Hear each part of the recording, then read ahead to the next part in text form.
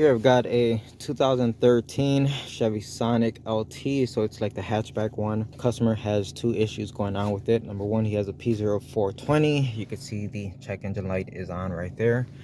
Now this thing recently had a lot of work done to it because he just bought the car, so we're going to look into that real fast. Another issue is the blend door doesn't actually work.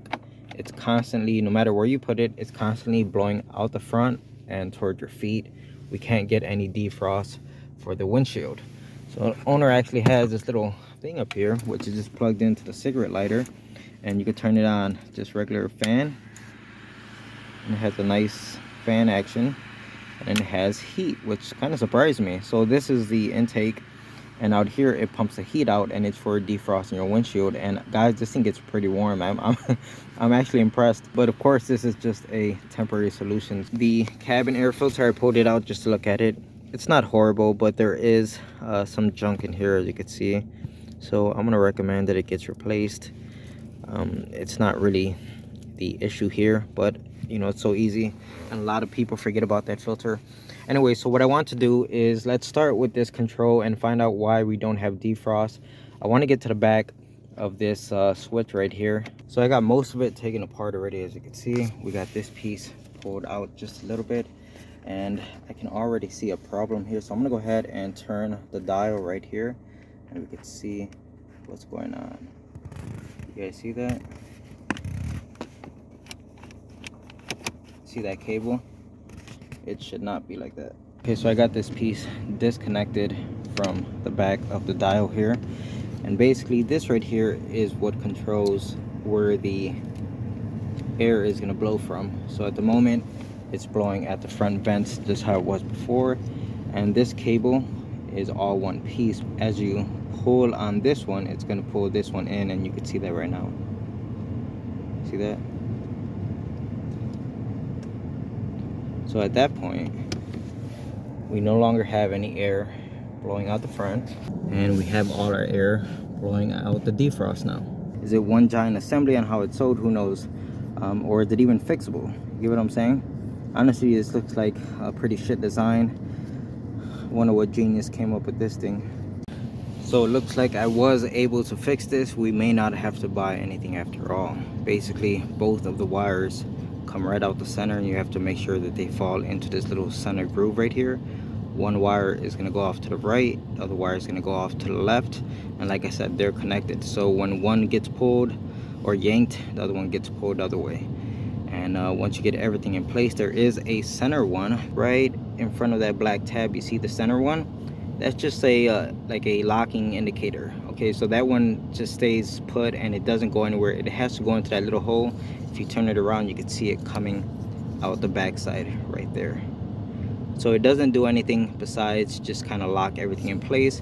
And once you have everything where it belongs, you slide this plastic sleeve over it, and that is the retainer clip. It stops all of this from coming apart, and at this point it actually works. So you could go this way, and now I could hear the air coming out the top.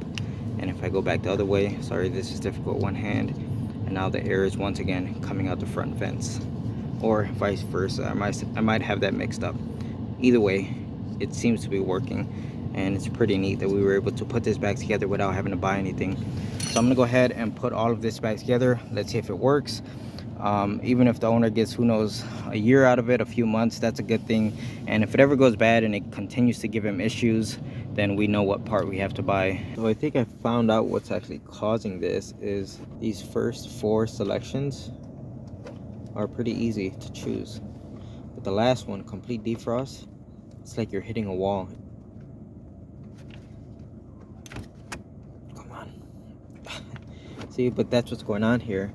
It didn't even want to go that time, and when you're trying to force it, that's when it's putting a lot of strain on those cables. So what's going on here? Why doesn't it want to go? Well, it could be a damaged cable. You got to think those cables, once they get a kink in them, it's hard for them to slide inside of their insulation, like their little sleeve that they have. So I did notice this one has a slight kink on the cable. Don't know if that's a major issue. Show you guys something. It's a mistake that I made, and I only noticed it when I was right here messing with the dials. Basically, if I put it on forward facing, we were actually getting air blowing out of the defrost on top. And when I put it on defrost, we were getting air blowing from the front here. It was backwards. So what determines all of that is these two cables right here, like I was showing you last time. So I already went ahead and flipped everything around, but basically you see this cable that's going down and the other one's going up. It is very much possible, because I just did it, to have this main cable flipped completely around, and that would cause this lower cable to go up and this upper cable to go down. Once you do that, it flips everything around and you would have the problem that I just described. So I went ahead and fixed it, and now when I turn it all the way to the right, it goes to defrost, and when you turn this all the way to the left, it goes to forward facing. So I just thought I'd point this out because I made the mistake, and I just realized how easy it is to make that mistake. As you can see, I got all the interior put back together, and this thing is working fantastic, just as it should. So hopefully this no parts required repair lasts a long time, but if it doesn't last, we know what we need to replace. So that's it for this one. Let me go ahead and connect my scanner real fast. Let's look at that P0420 code. All right, so here goes our P0420 along with some other stuff, but this is just like a plate lamp circuit. Maybe there's a light bulb out there that's out, radio, and that's it, guys. That's all this car has. The upstream and downstream sensor. One thing I'm noticing right off the bat is the upstream looks fine. It looks like it's switching back and forth. Downstream, absolutely nothing. I expect some type of movement, but it just stuck at 0.72. Let's see if I hit the accelerator pedal. Okay. More accelerator pedal. So the sensor is responding. It's just not like a dead sensor. Let's see if I could create a rich condition. I'm just gonna continuously hit the accelerator pedal as fast as I can.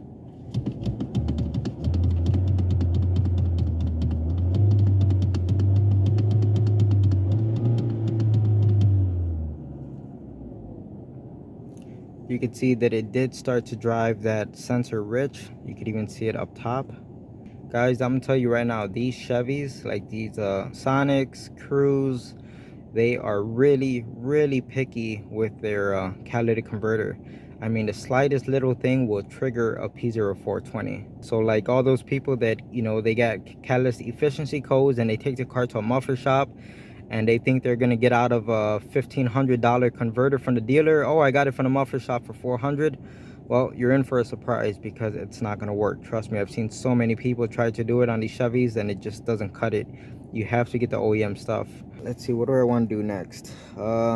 Let's pop the hood and let's see if we can create a lean condition by, I don't know, maybe find an easy vacuum hose to disconnect or something.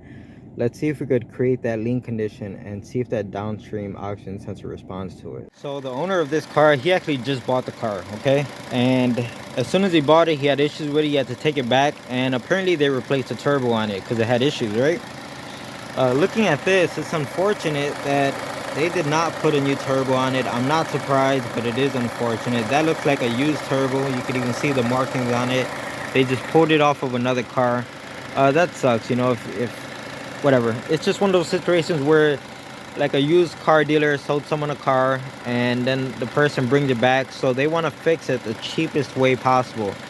And most often that's going to the salvage yard and getting a part off another car, because they don't ever want to pay full price for a, you know, for a part. So it is what it is. As long as it's working, it, you know, it's not a big issue. What I'm thinking is the easiest vacuum leak we could create is right here. So I don't want to pull this off completely, but I am creating a slight vacuum leak right there. And look at the data, guys. Upstream and downstream are both responding to the lean condition. So I'm gonna go ahead, plug that back in. There it goes. And guys, yeah, these sensors seem to be working, and I don't see signs of a bad catalytic converter here. So my best recommendation on this is clear the codes and see what happens, but I don't want to be the one to make a call on this because it seems like it's working. that sensor has responded to a rich condition. It's responded to a lean condition. Both of these sensors seem to be working just fine, and the catalytic converter looks just fine to me. I have no idea why this car is flagging a P0420 code, but I'm not going to spend any more time on this. I'm pretty much done here, so I'm going to go ahead, clear this check engine light, and let the owner know what I found and tell him to just drive it, see what happens. So it's the next morning and I'm back in the Chevy. What I want to check is that downstream oxygen sensor. Yesterday I was checking it while the engine was already hot and everything was hot. So now that everything is stone cold Steve Austin, let's look at this sensor before the catalytic converter actually heats up and see if there's a difference. I want to make sure that the sensor is actually working. All right, so I got the data pins pulled up. Let's go ahead and start the engine.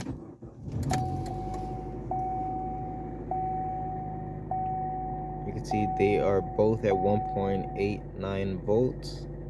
So I think this right here, I think this is the switching that it's seeing on that downstream sensor. And I think this is what the ECU is flagging as a P0420. And the hotter this catalytic converter gets, the better it's going to work. We saw it yesterday that that thing was pretty much a straight line all the way across. And you could already see it taking effect. You can see we have some oscillation going up and down, and it's starting to become more of a consistent line as the converter gets hot. And the upstream is, working perfect. Okay, so what I'm taking away from this is both of these sensors seem to be working just fine, and to me it seems like we have a lazy or worn out catalytic converter. It's taking way too long to get up to temperature, and I think that's why it's flagging a P0420. The reason why the converter looked like it was working just fine the night before is because the engine had been running for a while, so everything was very hot. The converter was already up to temperature. But as you can see on a cold start, over 5 minutes is when it just barely starts to work efficiently. So yeah, it just seems like a worn out old catalytic converter. The car came back a few weeks later for a ton of work, and I apologize because I didn't want to record anything. I just wanted to get through it, but I did take a good amount of pictures, so I'll walk you through it. Starting off with the oil change, I noticed that the drain bolt was leaking oil. There's no O-ring on it, and I didn't have a replacement, so Dorman to the rescue. We got that installed, and it was all settled. Next, we move on to changing the transmission fluid. You can see the nasty old fluid that came out. This thing just looks nasty, and compared to brand new trans fluid, what a massive difference, right? The lower ball joint is compromised, and the bushings are being pressed out of the lower control arm, so it got a set of lower left and right control arms, so that's all set as well. Moving on to the brakes, you can see the corrosion here on the brakes. I sandblasted everything where the pads are going to ride. We got new pads and rotors up front. Moving on to the rear, we got new shoes, new drums, and a new hardware. So the brakes on this car all the way around are at 100%. The valve cover gasket was leaking oil, so we got an OEM valve cover installed, and it took care of that problem. And then I noticed that one of the outer tie rods has some play, and if you're going to change one tie rod, you might as well change them both. And after that, the car went in for a wheel alignment, and it was all set. It is sometime later, and we are back with the Chevy that never stops giving. It's this Chevy Sonic. The guys had some unfortunate events with this thing. Apparently, one day he was driving, and the tensioner for the serpentine belt just snapped. So he had to get it towed to a shop. It was a big old expensive bill over something so silly. And then he was driving to work one day. This is a different time. Driving to work one day, and all of a sudden, all this smoke from underneath the hood. It turns out the hose coming from the engine to the heater core had exploded. He had to get it towed to a shop. They couldn't find the correct hose for this car. They had a car for 4 days. They couldn't find the correct hose for it, so they ended up jerry-rigging some stuff. Now, I haven't looked at it. We're gonna have a look underneath the hood very soon. Here's the thing though. He said ever since it came back from the shop, he got his check engine light back on. The whole exploded heater core hose. His check engine light came back on, and he had a fuel system 2 lean code.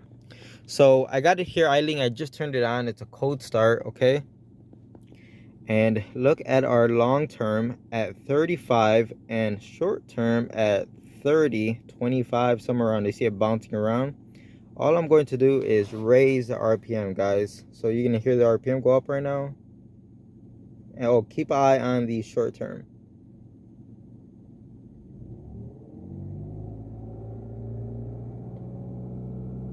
You see it going down to 0.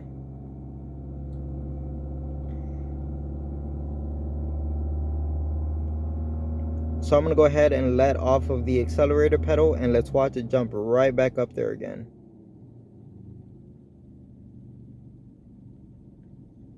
And the engine kind of feels like it's stumbling right now. It almost feels like a misfire, but it's not a misfire. And there goes our short term going right back up there again. Guys, this is a vacuum leak. That's what's causing his lean code. All right, so I got the hood open, and the first thing I noticed is the you see the clamp right there? See the elbow? Goes back. Look at all the clamps. That specific hose, I don't know how hard it is to get, but I don't know, I gotta look into it. I may find that it actually is difficult to find that part. But I'm like, man, 4 days for a hose and you still weren't able to get the part? That just blows my mind. That right there is just more points of failure, okay? It gives it more places for this thing to fail in the future. Anyways, besides that, me getting really close to the engine right here, I could hear hissing. I could hear a vacuum leak. Don't know where it's coming from, but something right here is leaking. All right, so I ended up pulling it into the garage so we could do a smoke test. Got the smoke machine going. Easiest port I found is to disconnect the purge valve going into the intake manifold right here. And I'm just gonna go ahead and put the smoke right into the intake manifold. All right, looks like it's sealing up pretty good right there. Now let's wait to see if we see any smoke anywhere. And by the way, I did check the valve cover for this diaphragm right here. It's the first thing I checked before I even pulled it into the garage, so I knew that wasn't it. On top of that, I just changed this valve cover. This is a brand new valve cover, so I wasn't expecting that. Anyway, I can already see smoke. I don't know if you guys can pick that up. Probably not. There it goes. See the smoke? And if we look straight down there, what do you see? There is a rubber hose down there that is disconnected. You see it? Ba-da-ba-ba. I'm loving it. How did it get disconnected? Well, obviously it got disconnected when they were messing with the heater hose, right? It's the only thing that makes sense. This line right here, I started following. By the way, you can see all the stuff is not clipped in. You can see it just sitting here, right? And what do we find? There goes our little vacuum line, and there goes the other end right there unplugged. So was this the fault of the shop who just did the hose? I'd say yes. It's very clear that they disconnected and moved all this stuff, even the air box, in order to get more space to work back here. So they must have unplugged this accidentally, because I can't imagine you have to unplug this from the vacuum hose down there for any reason. They were probably just trying to get it out of the way and not notice that it got unplugged. So did the shop cause this? Yes. Am I gonna blame them? No, because this is honestly, it's a really easy problem to overlook or forget about. And you got to figure, if the car came in for a busted radiator hose or any type of hose leaking antifreeze, as long as you fix the problem and it's not leaking, they're not really concerned with anything else. Hey, it came in for a busted hose, that's now fixed. Get it out of here, especially when it's been here for 4 days or for something so silly. So they didn't take the time to run the engine, I bet you, and drive it around and make sure everything was fine. So that's how they missed this simple little problem of something being unplugged accidentally. Yeah, all is well.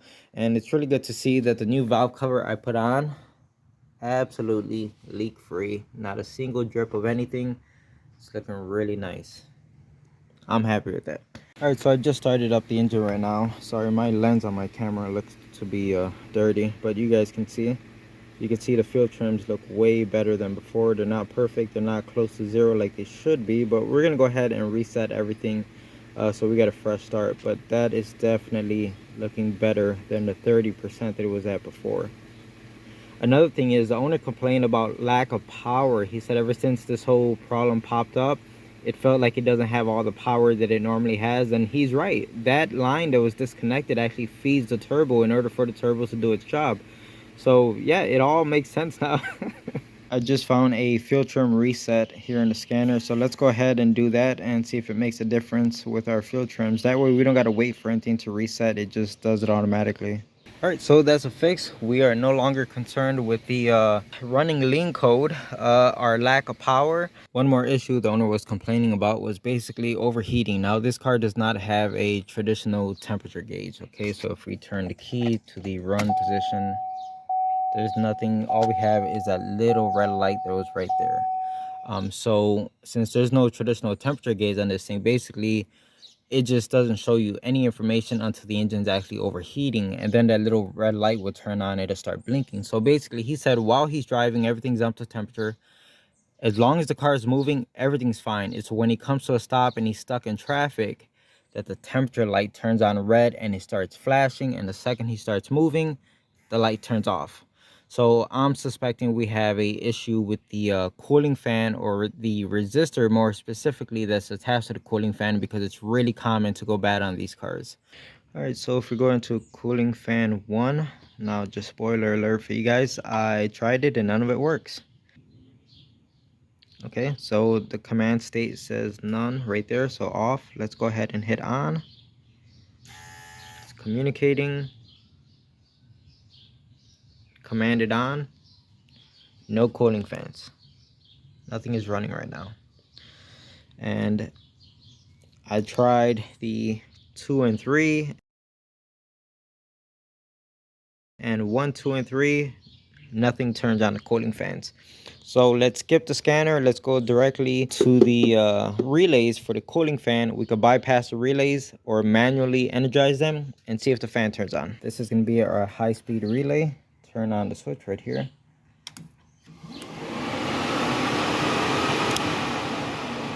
Fan turns on just fine.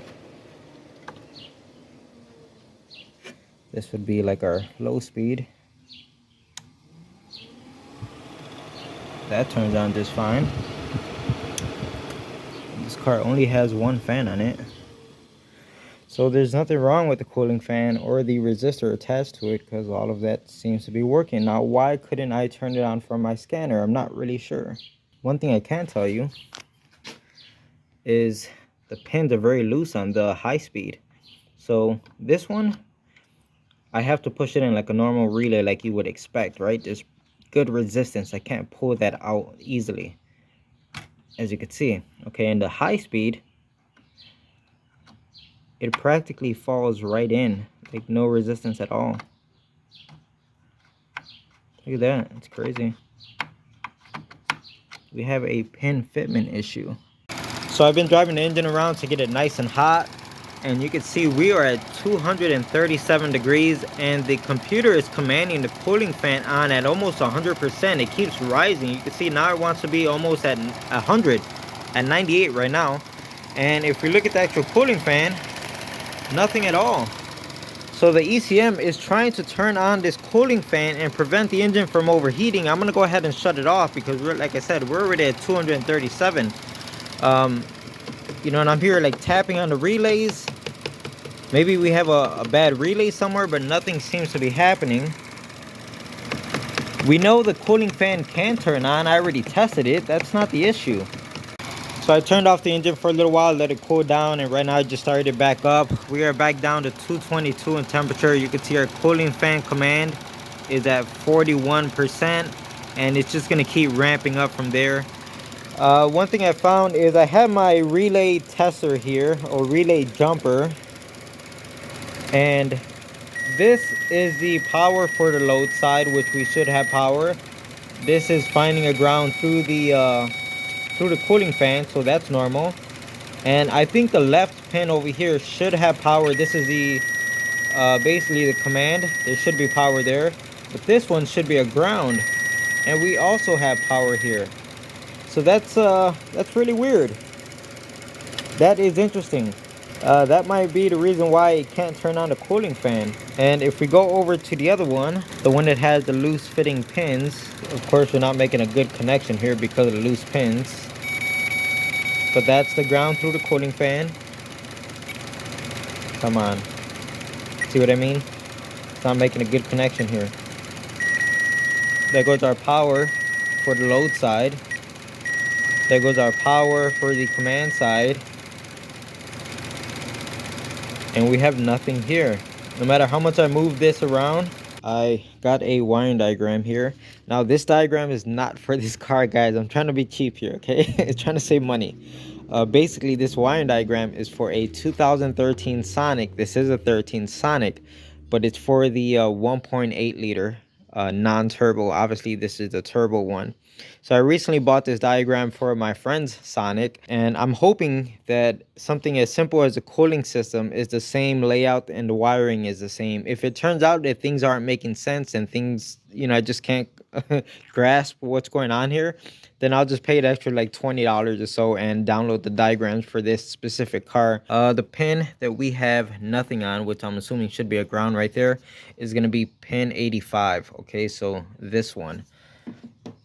And if we come over to the wiring diagram here, 85 goes down, and it is ground side switched by the ECM.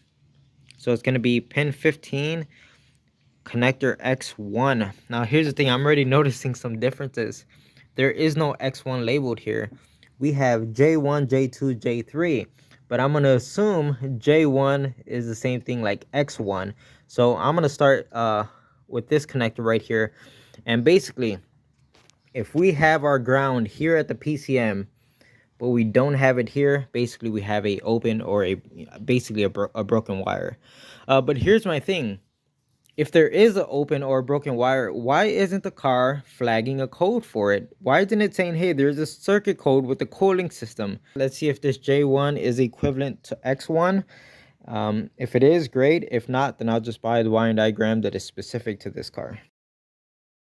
So I ended up paying a subscription for this car. I went on All Data, and when I pulled up the wiring diagram for this car, guys, I got the same exact wiring diagram. I can't catch a break.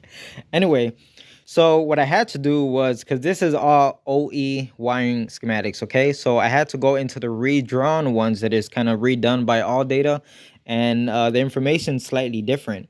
So the information that is the same is going to be the brown and yellow wire. That is the correct color. But wire number 15, that's not correct. It's actually wire number 54. So it's going to be down here. You see I got my pin in it back probed. You see the brown wire that I'm back probed into? It's a brown with a yellow stripe. It's hard to see, but that's it right there. And that's what it says right here, brown with a yellow.